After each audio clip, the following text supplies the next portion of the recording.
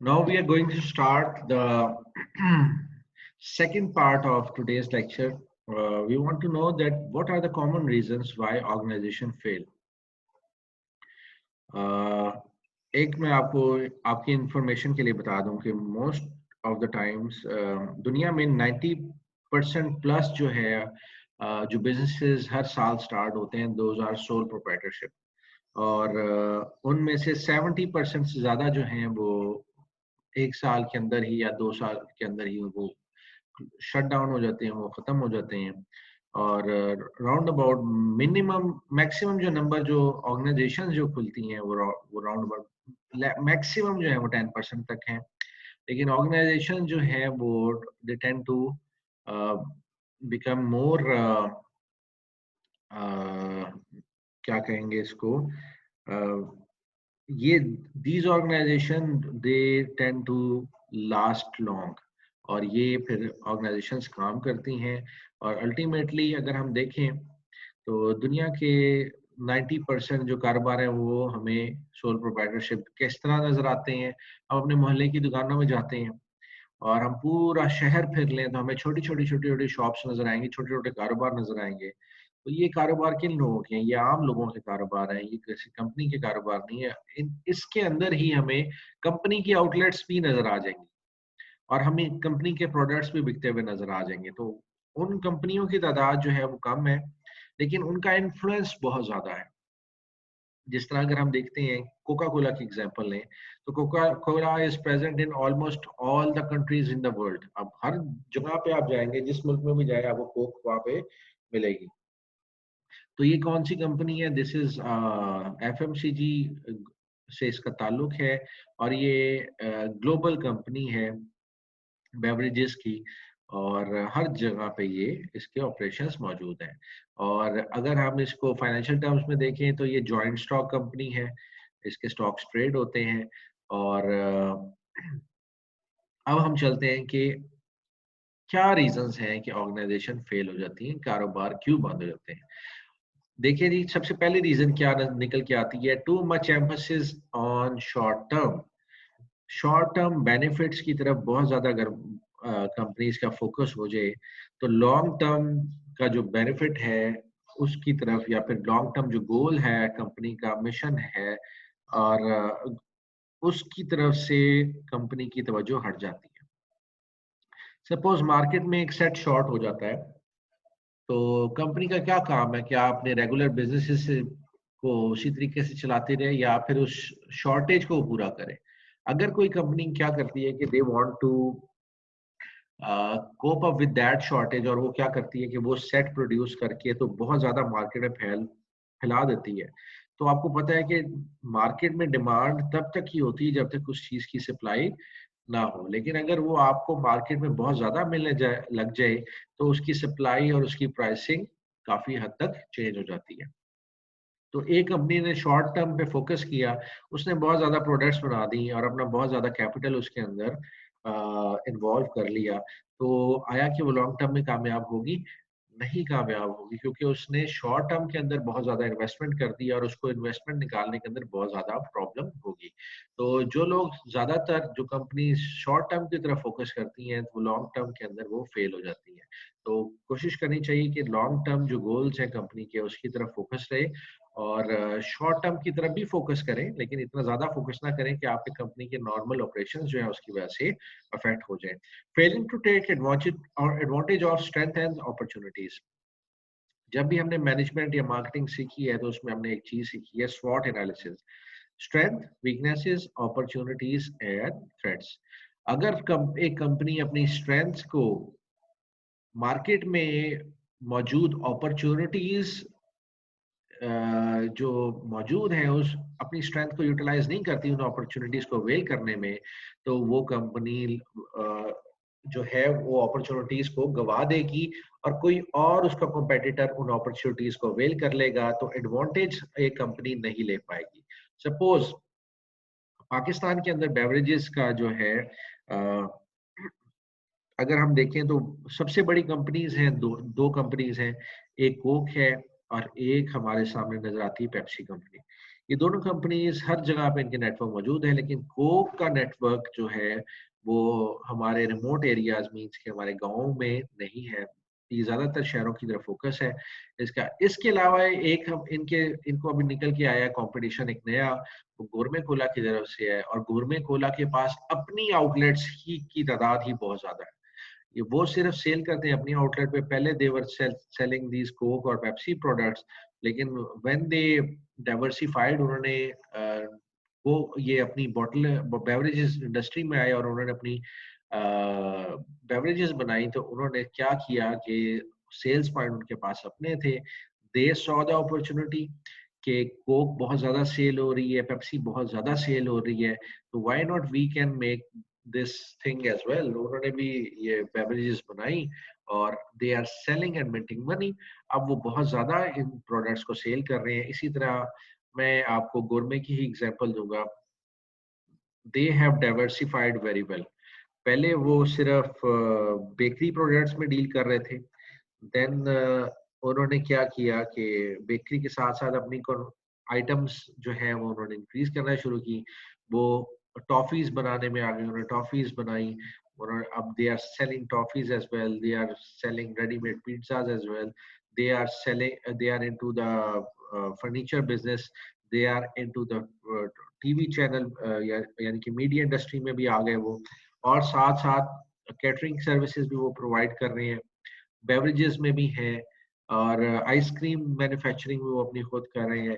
तो जो जो प्रोडक्ट वो पहले किसी और की सेल कर रहे थे, अब वही प्रोडक्ट वो अपनी खुद सेल कर रहे हैं। दूध उनका अपना आ रहा है, मक्खन अपना सेल कर रहे हैं, पानी उनका अपना है। तो इन्होंने क्या किया है, they have learned the easy way. उन्होंने देखा कि मार्केट में अपॉर्चुनिटीज क्या क्या है।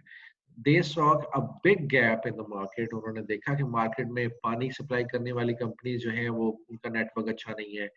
ये हर जगह पे आपको कोक और स्प्राइट मिल जाती है, ये भी खुद भी सेल कर रहे हैं, तो व्हाई नॉट दे, अब इनके सेल्स पॉइंट है तो खुद अपने सेल पॉइंट से इसको सेल करें। तो इस तरीके से इन्होंने अपना जो सेल्स पॉइंट का नेटवर्क था उसको यूटिलाइज किया, क्योंकि लोग बेकरी खरीदने जाते ही जाते हैं गोरमे पे। इन्होंने अपना प्राइसिंग कम रखी और प्रोडक्ट्स की रेंज बढ़ाते गए। They did backward integration. Backward integration किस चीज को कहते हैं कि आप कोई चीज बना रहे हैं, अब नहीं बना रहे, वो किसी और से ले रहे हैं, then you start making that product by yourself, और आप पीछे की तरफ जाते हैं। जिस तरह केएफसी ने किया था कि केएफसी पाकिस्तान में चिकन किसी से ले रहा था, then what they did, they made their own farms. उन्होंने अपने चिकन के शेड्स बनाए, अपने वहाँ पे चिकन की प्रोडक्शन इनकी अपनी जाती है। तो अब वो अपने चिकन जो है मैन्युफैक्चरिंग यानी कि चूजा भी खुद तैयार करते हैं और उसको बेचते भी खुद हैं। Failing to recognise competitive threats. Competitive को देखें हम तो क्या, कॉम्पिटिटर्स कौन होते हैं? कॉम्पिटिटर्स हमारे राइवल्स होते हैं। राइवल्स किस तरह के, पेप्सी का राइवल कोक है, और इन दोनों का राइवल, एक छोटा राइवल कौन सा है, वो है गोरमे कोला। तो ये तीनों कंपनीज आपस में कंपटीशन कर रही हैं। कोई बंदा जिसे कोक पसंद है, अगर उसको पेप्सी मिल जाएगी तो वो पेप्सी भी पी लेगा। अगर उसे गोरमे कोला भी मिल जाती है तो वो गोरमे कोला भी पी लेगा। उसके पास दो ऑप्शंस और आ गई हैं कि अगर वो कोक से स्विच करना चाहे, कोक की जगह कोई और बेवरेज पीना चाहे, तो वो दूसरी बेवरेज को पी सकता है। तो there is a sort of competition between these three products, कि ये तीन प्रोडक्ट्स जो हैं वो compete कर रही हैं एक बंदा जो खरीदना चाहता है उसके सामने, और ये इन तीनों में से वो कोई ना कोई एक जरूर लेगा। तो जो सेल होगी, जिस कंपनी की सेल होगी, that will be the winner. और परफेक्ट कंपटीशन को अगर हम इकोनॉमिक टर्म्स में डिफाइन करें, तो it's a state where there are too many sellers and too many buyers for that product. यानी कि सेलर्स की तादाद भी ज्यादा हो एक सेम प्रोडक्ट की, और बायर्स की भी तादाद काफी ज्यादा हो। तो this is stage where there is a perfect competition. Competition के अंदर आपने प्राइसेस को चेंज नहीं कर पाते, आपने you tend to focus on cost reduction, आप अपनी कॉस्ट रिड्यूस करके तो उसका फ़ायदा उठाते हैं और अपने प्रॉफिट मार्जिन्स को इस तरीके से आप इंक्रीज़ कर सकते हैं। नेग्लेक्टिंग ऑपरेशन स्ट्रैटेजी, अगर आप अपनी ऑपरेशन स्ट्रैटेजी को नेग्लेक्ट करेंगे तो you will fail in perfect competition stage. अगर आप परफेक्ट कंपटीशन में और अपनी ऑपरेशन स्ट्रैटेजी को नहीं मद्देनजर रखते या अच्छी तरीके से नहीं बनाते तो आप के जो है कॉस्टिंग जो होगी, कॉस्ट ऑफ द गुड्स आपकी बहुत ज़्यादा इंक्रीज कर जाएगी। तो मल्टीनेशनल्स और big organisation they focus on their operational strategy, क्या उन्होंने ऑपरेशंस किस तरीके से रखने हैं कि वो बहुत ज़्यादा कॉस्ट एफिशिएंट हो। इसके अलावा है too much emphasis on product and services design. इसका मतलब ये है कि देखिए दो चीज़ें हैं, एक ये कि आप अपनी प्रोडक्ट और सर्विसेज के डिज़ाइन के ऊपर बहुत ज़्यादा फोकस कर रहे हैं, लेकिन आप जिसको ये आपने प्रोडक्ट बेचना है, उसको ये कैसा लगता है आपने उसकी तरफ फोकस नहीं किया। तो ये जिस तरीके से आप ये देखें कि मैं अगर आपसे कहता हूँ कि नमाज में पढ़ता हूँ, नमाज नमाज पढ़ने क्या नमाज पढ़ना एक अमल है। नमाज अगर खुशू खुशू से पढ़ी जाएगी कि मैं अल्लाह ताला को खुश करने के लिए नमाज पढ़ूंगा, तो उसका मुझे फायदा है, अल्लाह ताला के नजदीक वो नमाज बेहतरीन नमाज में कंसीडर होगी। लेकिन अगर मैं सिर्फ इसलिए कि मुझे आदत पड़ गई है नमाज पढ़ लूं, तो क्या उसके अंदर मुझे सवाब मिलेगा? उसके अंदर मुझे सवाब इतना शायद ना मिले, लेकिन एक मैंने अपना फर्ज पूरा कर दिया। लेकिन इसके अंदर आप खूबसूरती पैदा करें, नमाज के अंदर खूबसूरती पैदा करें ताकि वो अल्लाह ताला को भी पसंद आ जाए। हम सिर्फ खूबसूरती की तरफ देखते हैं कि हम हाथ किधर बांध रहे हैं, हाथ कैसे बांध रहे हैं। हम अगर इस तरफ फोकस करेंगे और ये नहीं फोकस करेंगे कि हम अपने दिल और दिमाग से नमाज पढ़ें, तो ये हमारी नमाज मकबूल तरीन नमाजों में नहीं शामिल होगी। एक दफा का जिक्र है, अभी थोड़े अरसे पहले की बात है, मुझे वाकया सुनाया किसी ने कि एक बहुत बड़े मौलाना का इंतकाल होने लगा, तो उन्होंने उन्होंने कहा ज़ाया कर दी, मैंने ज़ाया कर दी। अ, उनके साथ ही कोई साहब थे, उन्होंने पूछा कि मौलाना क्या ज़ाया कर दी? उन्होंने कहा मैंने ज़िंदगी ज़ाया कर दी। उन्होंने कहा किस चीज़ में ज़ाया कर दी आपने ज़िंदगी? उन्होंने कहा मैंने इस चीज़ में ज़िंदगी ज़ाया कर दी कि नमाज़ किस तरीके से पढ़नी है।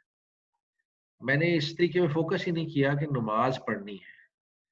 तो बात ये है कि लोगों को सिखाते रहे कि नमाज किस तरीके से पढ़नी है, लेकिन लोगों को इसलिए इस चीज़ पे मजबूर नहीं किया कि नमाज पढ़नी है और अल्लाह ताला के लिए पढ़नी है। खैर, let's move forward. Neglecting investments in capital and human resources, बहुत सी कंपनियां अपने कैपिटल इन्वेस्टमेंट नहीं करती और अपने ह्यूमन रिसोर्स के अंदर बहुत कम इन्वेस्ट करती हैं। Don't expect quality from cheap people, means कि अगर आपने सस्ते बंदे रखे हुए हैं, सॉरी, ऑनेस्टी फ्रॉम चीप, अगर आपने सस्ते बंदे रखे हैं तो आप उनसे अच्छी क्वालिटी भी एक्सपेक्ट नहीं कर सकते अपने प्रोडक्ट्स के अंदर, और अच्छी सर्विसेज भी उनसे एक्सपेक्ट नहीं कर सकते, और इसके अलावा आप उनसे ऑनेस्टी भी एक्सपेक्ट नहीं कर सकते कि अपना काम वो दयानतदारी से करेंगे। तो you have to invest in good human resource कि वो आपके काम को अच्छे तरीके से करें और उनको ट्रेन करें। इसके अलावा जो कंपनीज हैं वो इन्वेस्टमेंट करती हैं अपनी प्लांट एंड मशीनरी के ऊपर, और अगर वो अपने प्लांट्स को अपडेट कर लेती हैं तो कॉस्ट एफिशिएंट खुद ब खुद हो जाती हैं। जिस तरीके से मैं आपको रेलवे इंजन की एग्जांपल देता हूँ कि रेलवे इंजन पहले पहले चलते थे जनाब कोल के ऊपर, स्टीम के स्टीम के ऊपर चलते थे, कोयले से चलते थे। उसके बाद ये चेंज हुआ और अब जो है हमारे पास इलेक्ट्रिक इंजन्स भी हैं जो कि इलेक्ट्रिसिटी पे चलते हैं, तो वो फ्यूल एफिशिएंट बहुत ज़्यादा है, उसकी वजह से स्पीड भी बहुत ज़्यादा होती है, और ट्रांसपोर्टेशन, मोड ऑफ ट्रांसपोर्टेशन बहुत ज़्यादा क्विक हो गई है। अब अगर हम सिंपली स्टीम इंजन पे रहेंगे तो उससे हमारा कॉस्ट ऑफ कैपिटल मीन्स कि अगर हम जितना भी उसके अंदर इन्वेस्टमेंट कर लें, that is an obsolete technology और उसके अंदर खर्चा ज़्यादा ही होगा। तो वक्त के साथ साथ हमें नई इन्वेस्टमेंट करनी ही करनी चाहिए। Failing to establish good internal communication, अगर आपकी डिपार्टमेंट्स के अंदर इंटरनल कम्युनिकेशन अच्छी नहीं है तो आपके डिपार्टमेंट्स की इंटीग्रेशन अगर अच्छी नहीं है तो you can not achieve your targets, क्योंकि एक डिपार्टमेंट कोई काम कर रहा होगा दूसरे डिपार्टमेंट के अंदर दूसरा काम हो रहा होगा। मैं आपको अपनी पर्सनल एग्जांपल देता हूँ। We were I was in a company, उन्होंने एक नया मोबाइल फोन लॉन्च करना था, तो we were the sales team और हम पेनिट्रेशन कर रहे थे मार्केट के अंदर। हम जिस तरीके से हमें सप्लाई होती थी प्रोडक्ट्स की, उसी तरीके से हम पेनिट्रेट कर रहे थे। तो हमारी कंपनी ने मोबाइल्स ऑर्डर किए हुए थे जो कि हमें मिलके हमें मैन्युफैक्चर होके आने थे पाकिस्तान के अंदर। तो जब वो मैन्युफैक्चर होके आ रहे थे तो वी हम सेल्स टीम को इन्फॉर्मेशन नहीं थी कि वो किस दिन पहुंचेंगे और हम उसको किस दिन लॉन्च करेंगे। तो हम जिस तरीके से हमारी जो इन्फॉर्मेशन हमारे पास थी हम उसी तरीके से उसकी सेल्स कर रहे थे। तो एकदम से हमारे पास मार्केटिंग वाला आया एक दिन सुबह-सुबह ही कि जनाब आपकी मार्केटिंग कैंपेन कल से लॉन्च हो रही है, तो आप क्या कहते हैं इसके बारे में? तो वी वर ऑल स्टन्ड कि ये मार्केटिंग कैंपेन कैसे लॉन्च कर सकते हैं जब तक हमारे पास प्रोडक्ट ही नहीं है। उसने कहा जी प्रोडक्ट भी कल शाम तक आ रहा है। तो it was very poor integration कि आप मार्केट के अंदर लॉन्च जब हमने प्रोडक्ट की तो प्रोडक्ट था ही नहीं किसी के पास। तो ये मार्केटिंग और टॉप मैनेजमेंट दोनों आपस में मिले हुए थे, उन्होंने आपस में कम्युनिकेट किया था, लेकिन टीम से उन्होंने उनकी राय नहीं ली थी। जो सेल्स डिपार्टमेंट था उनके साथ उनकी कोई इंटीग्रेशन नहीं थी। तो that was how our first adventure went. हमने बहुत मुश्किल से जो है मार्केट कैप्चर की। वी वर्कड अ लॉट और हम लोगों ने बड़े-बड़े होलसेलर्स को सामान पहुँचाया विदिन 1 डे और उन्होंने फिर उसको जो है पूरी मार्केट के अंदर सप्लाई किया। खैर failing to consider customer wants and needs, अगर आप अपने कस्टमर की रिक्वायरमेंट्स को नहीं अंडरस्टैंड कर पाए तो then ultimately your product will fail. आपकी प्रोडक्ट जो है वो फेल हो जाएगी। मार्केट सिलेक्शन किस टर्म के अंदर बात कर रहे हैं आप? अ, चलें खैर let's move forward. How organization compete against each other? जी यार, in a stage of perfect competition, जो competitors हैं, जो companies हैं, वो आपस में किस तरीके से compete करते हैं? First is the price wars. Price wars किस तरह होंगी कि आपको कोक की बोतल भी 20 रुपए की मिलेगी और पेप्सी की बोतल भी 20 रुपए की मिलेगी।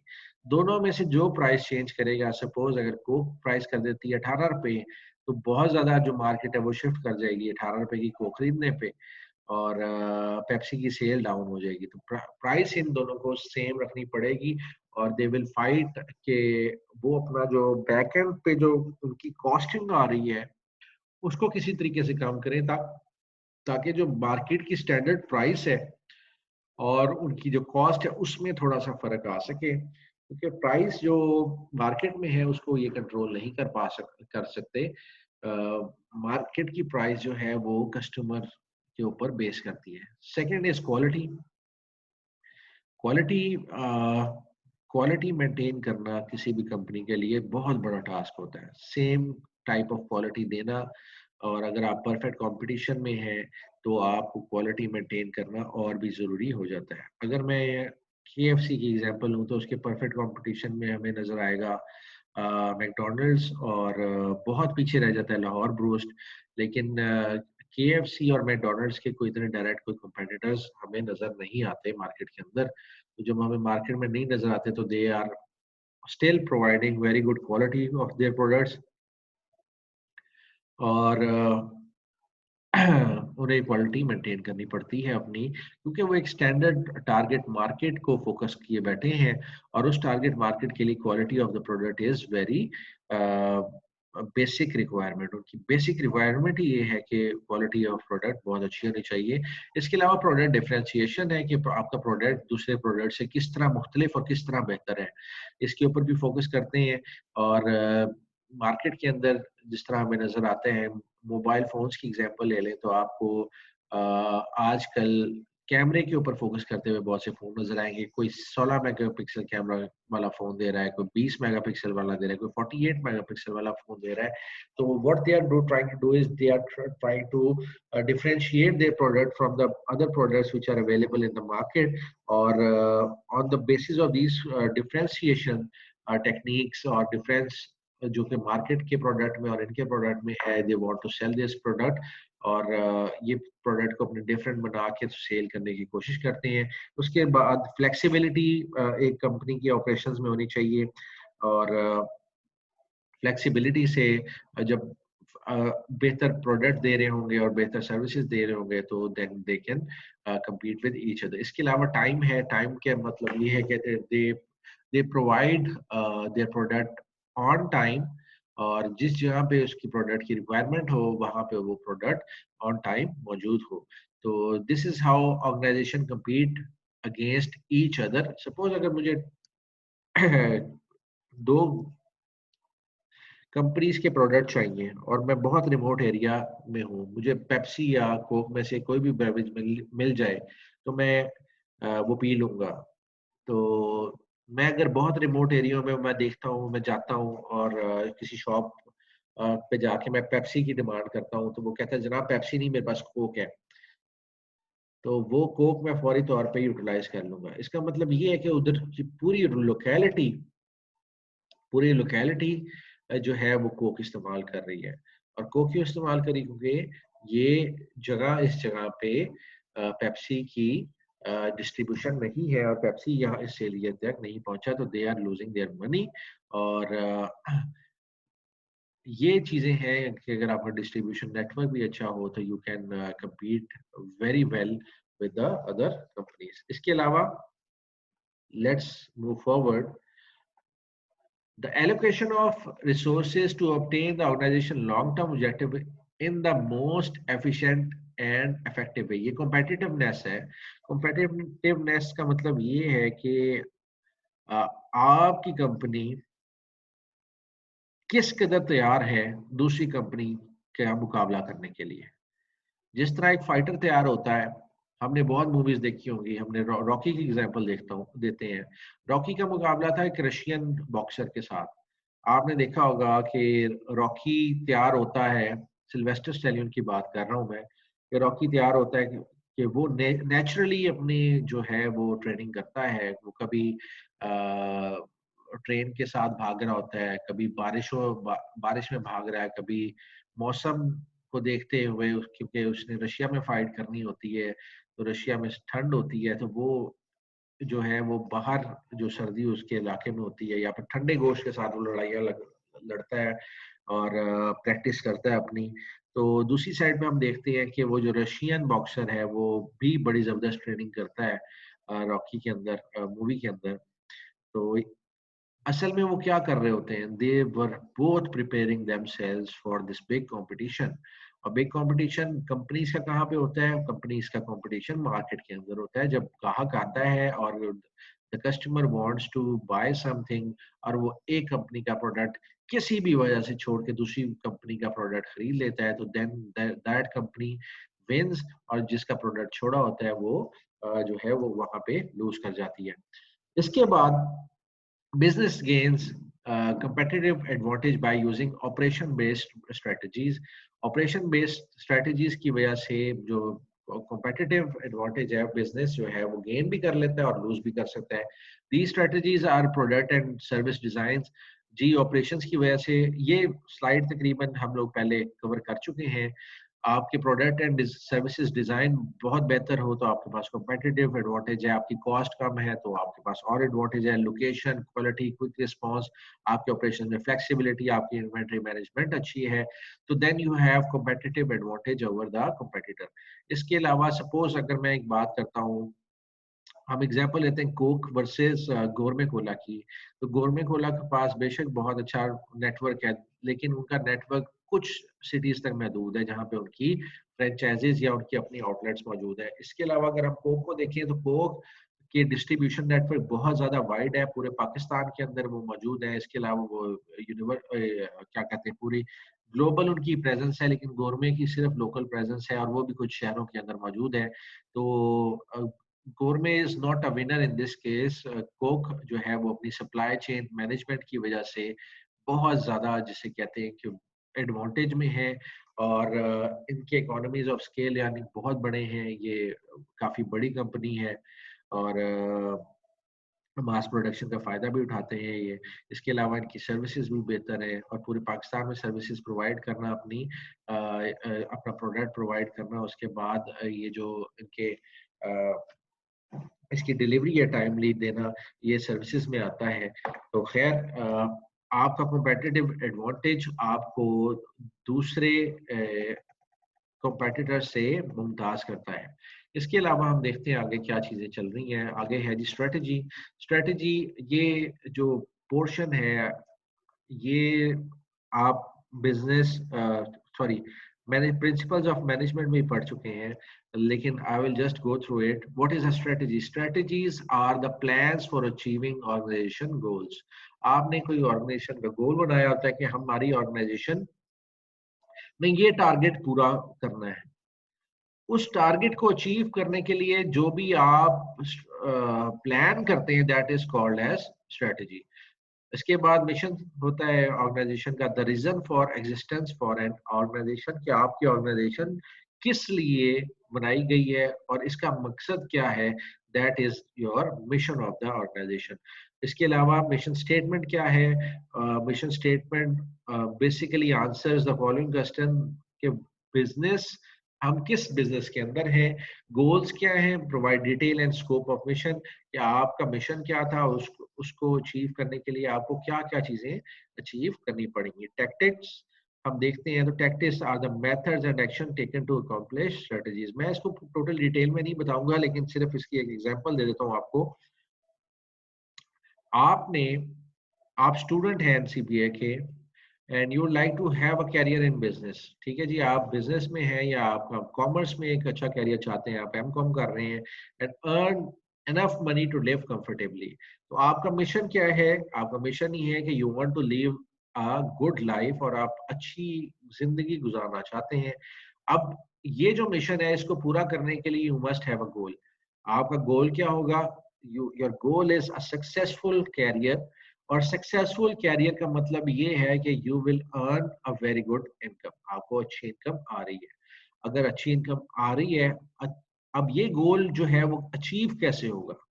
वो अचीव इस तरह होगा कि आपने स्ट्रेटेजी बनानी है कि आपने सबसे पहले अच्छी तालीम हासिल करनी है, आला तालीम हासिल करनी है, और उसके बाद you will go for a job, या आप अपना कारोबार नया स्टार्ट करेंगे। अब स्ट्रेटेजी के अंदर सबसे पहले the basic foundation is obtaining your degree.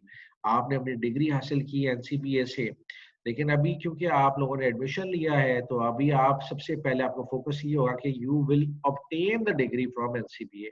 उसके लिए क्या करेंगे? आपने टैक्टिक्स क्या इस्तेमाल की? Select a business field of your interest and high market value. आपने अपने कोर्स की सिलेक्शन बेहतरीन तरीके से की, और उसके लिए ऑपरेशंस क्या किए? आपने रजिस्टर करवाया, आपने बुक्स खरीदी, टेक कोर्स किया, स्टडी किया, ग्रेजुएट किया, और आपने साथ ही साथ अपने जॉब के लिए अप्लाई कर दिया। तो ये एक छोटी सी एग्जांपल थी कि आपने स्ट्रेटजी किस तरीके से बनानी है। अब कुछ स्ट्रेटजीज हैं कंपनीज में सबसे जो मशहूर स्ट्रेटजी है वो लो कॉस्ट लीडरशिप स्ट्रेटजी है। लो कॉस्ट लीडरशिप स्ट्रेटजी ये है कि companies tend to reduce their cost. वो चाहती हैं कि सबसे सस्ती अपनी प्रोडक्ट बनाएं। इस चीज के लिए आप देखेंगे कि ये आम बंदा भी करता है कि अपनी कॉस्ट को सब ज्यादा से ज्यादा रिड्यूस करने की कोशिश करता है। आपको बहुत सी खवातीन नजर आएंगी कि जब सब्जियां या कोई चीज शॉपिंग करने जाती हैं तो बहुत ज्यादा बहस करती हैं। वो क्या कर रही होती हैं? वो असल में कोशिश कर रही होती हैं कि सस्ते से सस्ती चीज जो है अब वो खरीद लें, लेकिन उनकी दूसरी कोशिश ये होती है कि उसकी क्वालिटी भी बहुत अच्छी हो, तो उसको खरीदने की तरफ उनका फोकस रहता है। और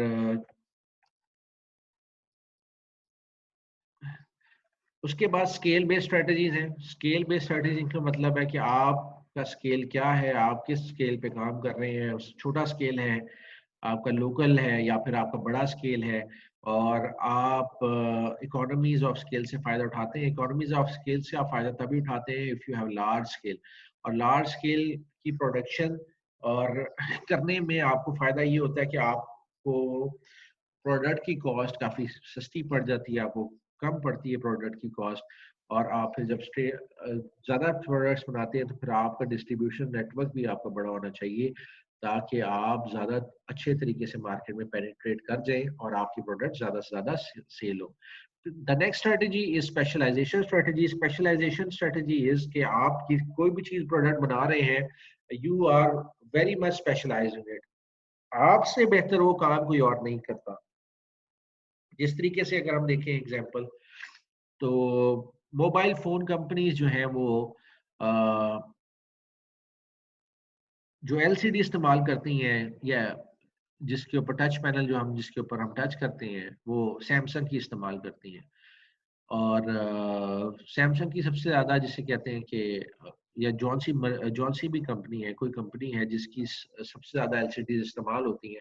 वो अपनी एलसीडीज़ तमाम मोबाइल फ़ोन कंपनीज़ को भी सेल कर रहे हैं और अपने मोबाइल फ़ोन्स में भी इस्तेमाल कर रहे हैं। तो they are specialised in this product. जब सोनी जो था वो एलईडी टीवीज़ बनाने में स्पेशलाइज़ था और इससे ये टेक्नोलॉजी जो है वो फिर दूसरों ने ली है। तो बहुत सी ऐसी चीज़ें हैं जिस तरह नोकिया में कार्ल ज़ोइस का लेंस इस्तेमाल किया जाता था कैमरे के लिए और अब मोबाइल फ़ोन के अंदर भी जो कैमराज़ इस्तेमाल किए जा रहे हैं वो किसी न किसी कंपनी से लिए जा रहे हैं और बेसिकली टेक्नोलॉजी तो हर एक के पास है लेकिन दे आर नॉट स्पेशलाइज्ड। जिस तरीके से एचटीसी के अंदर बीट्स ऑडियो इस्तेमाल किया गया था पहले और बहुत से फ़ोन्स के अंदर उनकी बीट्स ऑडियो आती थी और मेरे लैपटॉप के अंदर इस टाइम पे एचपी पवेलियन है, Bang & Olufsen का जो है वो साउंड सिस्टम इस्तेमाल किया जा रहा है मीन्स के इसके अंदर डेक भी इसका लगा हुआ है B&O का और साथ में इसके अंदर स्पीकर्स भी इसके लगे हुए हैं। तो what they are doing is they are collaborating with those companies who are best in their operations. वो कौन से ऑपरेशन है वो स्पेशलाइज कर रहे हैं साउंड सिस्टम के अंदर और एचपी स्पेशलाइज कर रही है लैपटॉप्स बनाने में। तो इन दोनों के अंदर देखें कि अगर प्रोडक्ट मैंने एचपी का खरीदा लेकिन इसके अंदर Bang & Olufsen का जो है वो स्पीकर्स लगे हुए हैं ताकि मुझे एक स्पेशलाइज्ड प्रोडक्ट बहुत अच्छी प्रोडक्ट मिल जाए। और इसके अंदर आप ये देखें कि जो कंपनी जिसमें स्पेशलाइज कर रही है they are producing that product और वो बहुत अच्छे तरीके से इसको मार्केट करके सेल कर रही है। फ्लेक्सिबल ऑपरेशन यही है कि अगर ये कंपनी कहती है कि एचपी कहती है कि जनाब मैंने ही Bang & Olufsen का जो है वो स्पीकर सिस्टम नहीं लगाना, मैं अपना प्रोड्यूस करके लगाऊंगी। तो they are not specialised in this field. अगर एचपी इस फील्ड में स्पेशलाइज नहीं है तो they will end up in spending more money.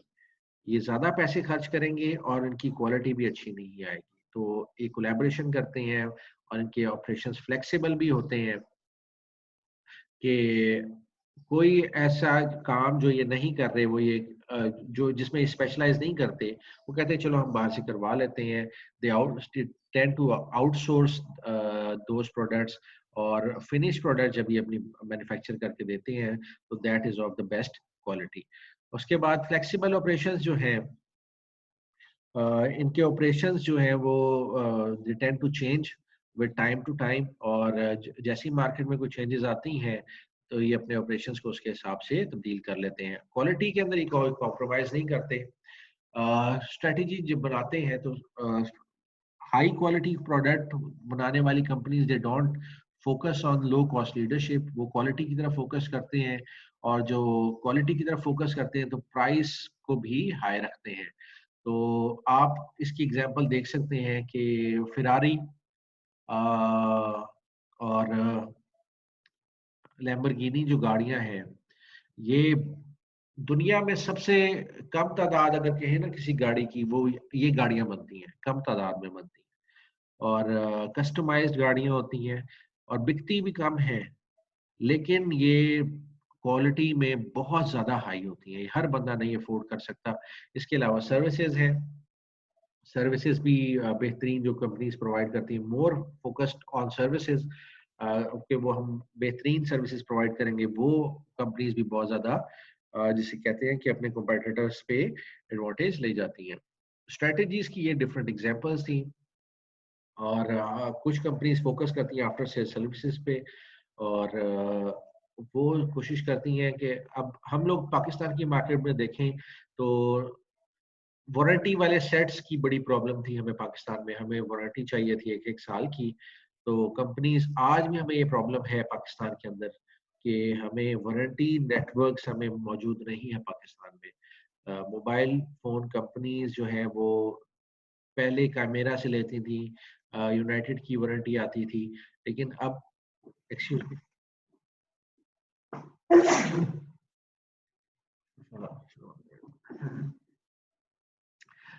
लेकिन आज भी अगर हम देखें मार्केट में तो वारंटी वाली कंपनीज जिसके वारंटी में मोबाइल फोन्स हों तो वो हमें कम मिलेंगी।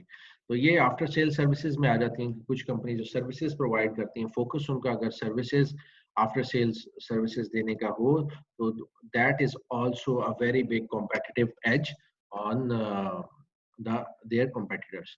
इसके अलावा जी स्ट्रेटजीज और टैक्टिक्स हैं, distinctive competencies है, the special attributes or abilities that give an organization a competitive edge। ये कुछ चीजें हैं, प्राइस है, क्वालिटी है, टाइम है, फ्लेक्सिबिलिटी है, सर्विस एंड लोकेशन है। ये आपके प्रोडक्ट को और आपकी सर्विसेज को दूसरे दूसरी कंपनी के प्रोडक्ट और सर्विसेज के ऊपर जो है ये काफ़ी एज दे देते हैं। अगर एक लोकेशन पे आपका प्रोडक्ट मौजूद है, दूसरे का नहीं मौजूद, तो यू आर एट आप वहाँ पे फ़ायदे में रहेंगे। अगर आप बेहतर सर्विसेज प्रोवाइड कर रहे हैं, तो then you are still at at advantage. अगर आपके ऑपरेशन में फ्लेक्सिबिलिटी है, अगर you can provide timely your product और क्वालिटी भी अच्छी और प्राइस भी कॉम्पिटिटिव है, then these all strategies or these all competencies which your product has, your company has, so you're definitely going to have an advantage on other company products। तो यहाँ पे आपका लेक्चर ये फिनिश होता है और इंशाल्लाह हम नेक्स्ट लेक्चर में हम आगे से स्टार्ट करेंगे। तो एक ओवरऑल व्यू हमें मिल चुका है अब कि ऑपरेशंस एंड प्रोडक्शन मैनेजमेंट के अंदर हमने क्या-क्या पढ़ना है। थोड़ा सा मैनेजमेंट का पार्ट है इसका और इसके बाद जो है हम लोग आगे कैरी फॉरवर्ड करेंगे। If you have any question you can ask me now.